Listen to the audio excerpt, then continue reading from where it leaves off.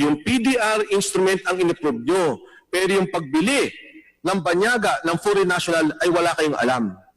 Thank you so much, Congressman Choy Alvarez, to the Joint Chairman.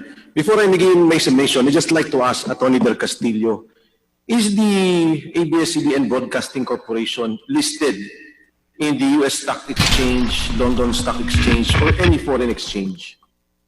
It's not po, only in the Philippines. Thank you for that. Kanina ho, sinabi kanina na ito daw po ay hindi na bago at matagal na pong ginagawa. But I beg to disagree.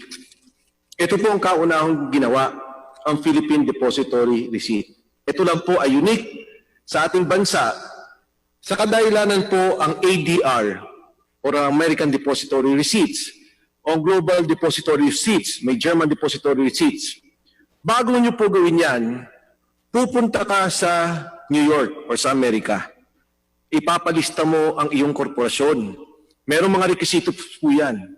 At mula doon, magkakaroon ng isang depository bank na siya mag-i-issue ng PDR at ang mga Amerikano, pwede sila mag-invest doon sa korporasyon na naglista sa kanilang stock exchange. Kaya ako po tinanong si Atty. Del Castillo tungkol dito dahil ang Philippine Depository Receipts, hindi po yan pwedeng o hindi po yan nakalista sa ibang bansa. Dahil pong ABS-CBN, dahil sa limitasyon ng konstitusyon, hindi naman din po pwedeng maglista sa ibang stock exchange, sa foreign stock exchange. So, iba ho ang American Depository Receipts sa Philippine Depository Receipts. Nagkapareho lang po sa pangalan. At sa isang banda, nagkapareho po siguro doon sa tinatawag nating relasyon ng share ng kumpanya at ang PDR. Ang diferensya po sa American Depository Receipt, pag ikaw ay bumili ng share, talagang nasa iyo, sa iyong pangalan. Pero ito'y kinakatawan ng isang PDR. Ang Philippine Depository Receipt, wala sa iyong pangalan. Nasa pangalan ng ABS-CBN Holdings. Nasa pangalan ng Lopez Holdings. Gusto ko po linawin na yung corporate clearing, hindi lang po isa. Maaari po natin sabihin isa, dalawa o tatlo. Dahil magmula po sa ABS-CBN, merong ABS-CBN Holdings. Yun naman po Lopez Inc. na humigit kumulang 50% ang kanyang pagmamayari ng ABS-CBN, meron din pong Lopez Holdings. Kaya nga po nung nakaraang ako'y nagkaroon ng presentasyon, hinihingi ko kung maaaring ipakita sa atin yung PDR ng Lopez Holdings. Kasi po ang Lopez Inc. hindi naman po listed company. The only reason why these were all revealed, kasi sabi po kanina, bukas naman, talaga namang dinideklara na may PDR. Ito po ay dahilan sa sila po ay listed company. And they have to divulge kung ano ang nangyari sa kanilang korporasyon. So ang Lopez Holdings, nakalista po yan. Ang ABS-CBN Corporation, nakalista po yan sa Stock Exchange. At maging po ang sinasabi nating Lopez Holdings Inc. Ngayon, nagulat po ako. For the first time, Atty. Del Castillo mentioned, nagbobotohan pala po yung PDR holders. Tama po ba, Atty. Del Castillo? Nag-uusap po sila, bumoboto, pero sa holdings lang po, hindi sa ABS-CBN Corporation. Opo, yun lang pong mga rights ng mga PDR holders. Meron po din silang meetings because it's there's a group. So, iba po yun sa mga owners ng ABS-CBN, mga shareholders. Iba po yung meeting ng ABS-CBN broadcasting shareholders where ABS-CBN Holdings vote the shares. Tama po. Kanina ho, binanggit ni Congressman Barsaga na ang PDR foreign holders po ay umaabot sa 8 bilyong piso. Sa ABS-CBN Corporation po, yung sinasabi ng PCD nominee, nandiyan pong PDRs, almost more or less 40% ownership ng ABS-CBN. Can you imagine yung influensya na pwedeng gawin ng PDR holders foreign? Having 8 billion pesos, nagmamayari ng 8 bilyong piso, hindi ba nila pwedeng sabihin sa ABS-CBN Holdings, ito gawin ninyo, ito yung dapat, dahil malaki ang ininvest namin sa inyo. At syempre, natural lamang ang ABS-CBN Holdings, given that this is the biggest shareholder within the company, ilalabas nila yung sentimento. ng mga PDR holders. Of course, that remains to be seen. Pero kahit saan pong negosyo, kung sino ang may pinakamalaking nilagay na pondo, siya po ay pwedeng mag-impluensya either directly or indirectly kahit wala siyang control. Ngayon po, sinabi, maraming nagsasabi, hindi lang po dito, maging sa labas. Bakit naman ABS-CBN lang ang pinarurusahan? Bakit hindi parusahan ng GMA? Bakit hindi parusahan ng Rappler? Ang Rappler ho, nagkakaso na. Tama po yun. Hindi ko naman po sinasabing exempted ang GMA sa usaping to. Pero hindi po ibig sabihin na nagnakaw si Juan, pwede niyang ituro si Pedro at sabihin niyang, bakit si Pedro hindi niyo ikinulong? Kami lang kinukulong niyo.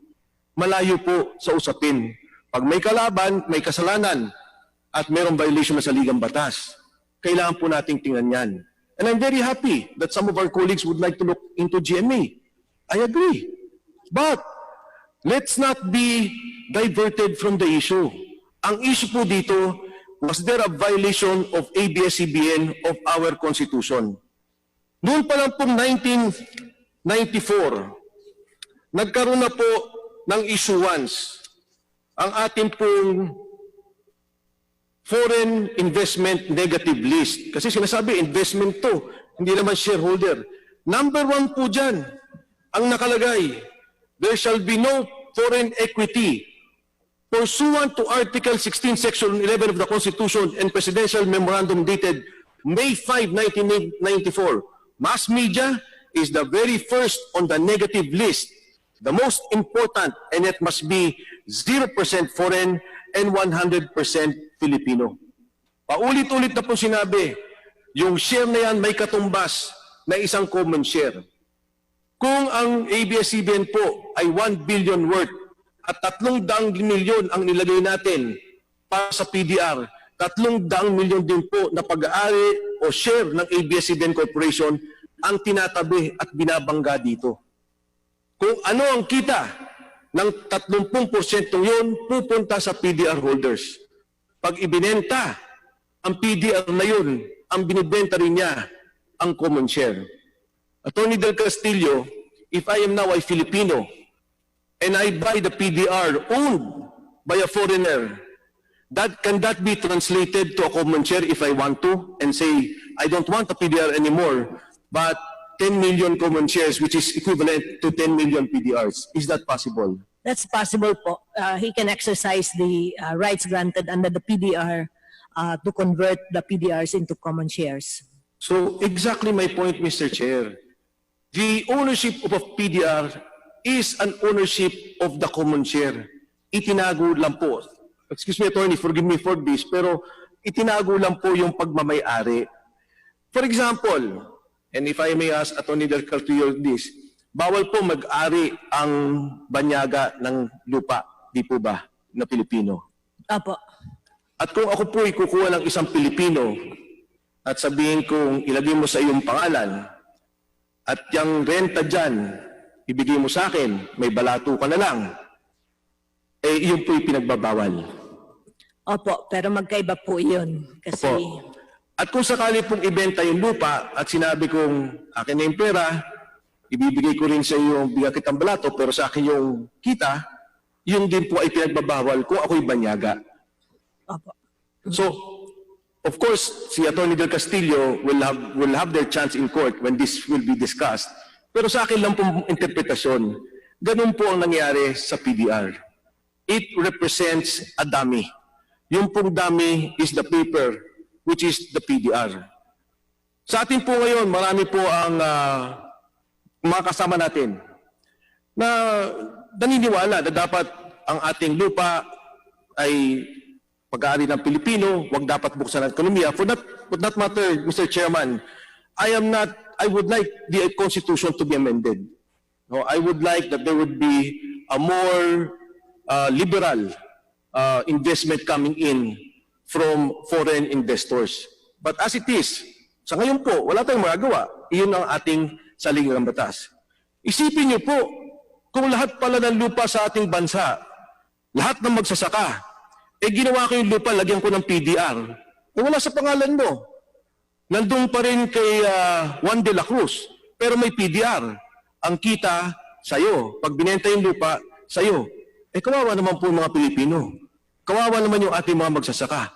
Sa ilalim pala ng isang creative arrangement, sa isang magandang pagsasaayos ng ating mga papel, ng ating mga batas, pwede tayong magkaroon ng PDR, marami ng banyaga na pwedeng makuha ang lupa ng ating mga magsasaka, ang lupa ng ating mga Pilipino na mayroong mga sariling bahay at lupa na kanilang pagmamayari. Mr. Chair,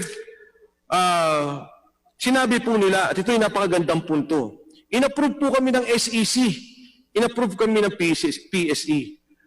I beg to disagree that the sale was the approval. Ang pinayagan po ay yung PDR instrument. Just like any other listed corporation, sasabihin ko po, I am company A and I would like to issue stocks. Ito po yung aking basis for issuing stocks. These are the assets that I have. Sasabihin lang sa SEC, oh, tama naman, wala kang dinilig.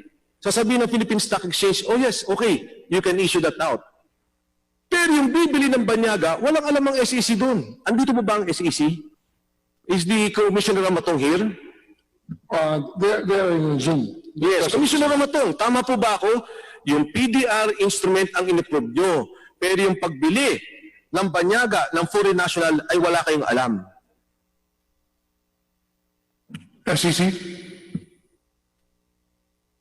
Commissioner Amatong.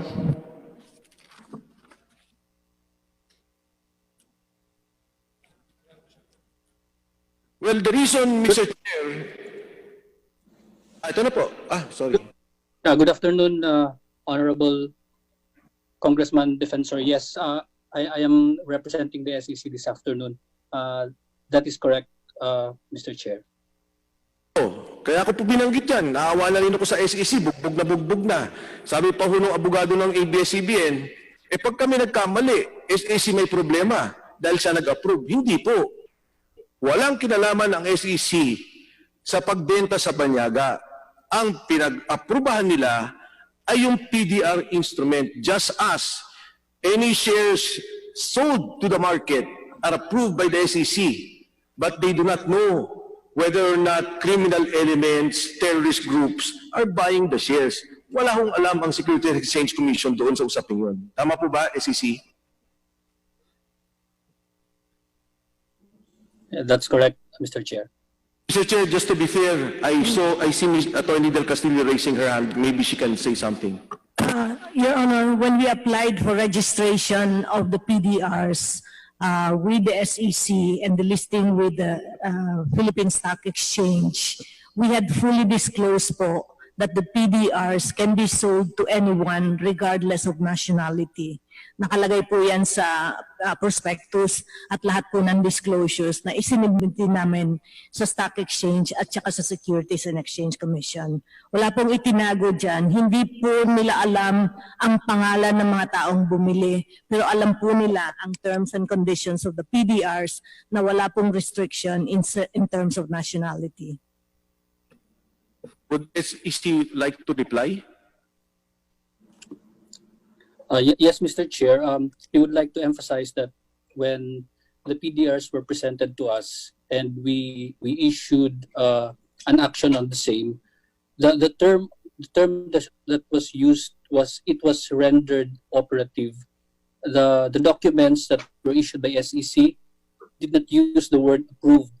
So it means that the SEC, after going through the documents and confirming that it has complied with the requirements prescribed by laws, rules, and regulations, rendered these documents or the registration statement operative, Mr. Chair. Thank you, Mr. Chairman. Mr. Chairman, again, ito po'y usapin na kailangang ayusin ng ABS-CBN at ng Securities Exchange Commission. Pero katulad po na sinasabi ng SEC, hindi namin alam. Ang sinabi lang namin, operative. Ang sinasabi ng ABS-CBN, alam ninyo. Pero again, we have lawyers here, we have lawyers in the SEC, yan po'y kailangan yung resolve. Pero for the first time, maganda po yung lumalabas. Kasi nagtuturoan na kung sino talagang kung may kagalagawan, hindi ko sinasabing may kasalanan, nagtuturoan na ho kung sino talaga. Ang sabi ng ABS, ipinayagan nyo kami. Ang sabi ng SEC, hindi namin pinayagan, ito lang ginawa namin. ito po'y resolve natin sa korte. No? Dahil ito naman po'y re-resolve sa korte. Dahil meron akong co-warranto na ipinasok ang ating pong Solicitor General regarding Rappler. And I'm sure this would affect the ownership in particular ng PDRs of ABS-CBN and GMA.